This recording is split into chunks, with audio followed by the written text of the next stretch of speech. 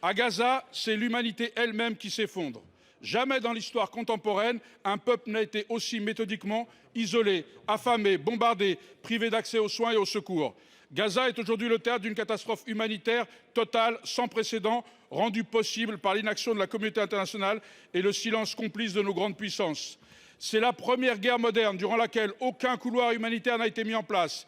La première durant laquelle des blessés graves ne peuvent être évacués. La première durant laquelle des enfants meurent de faim à quelques mètres d'entrepôts pleins d'aide humanitaire volontairement bloqués.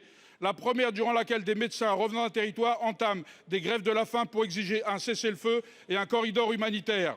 Cette réalité interroge notre conscience collective. Quand des femmes accouchent au sol, sans anesthésie, quand des chirurgiens opèrent à la lumière des téléphones portables, sans eau, sans médicaments, quand l'odeur de la mort remplace celle de la vie, alors ce n'est plus une guerre, c'est un effondrement moral.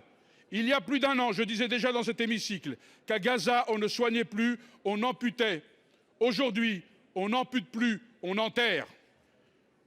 Et chaque jour qui passe sans un cessez-le-feu, sans aide, sans voix pour crier la réalité, est une trahison de nos valeurs fondamentales et de la dignité humaine. Dans ce contexte, il est temps de passer des discours aux actes.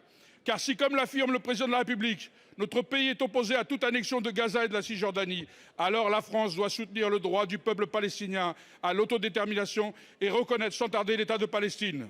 Unique levier pour imposer enfin le respect du droit international et stopper ce génocide.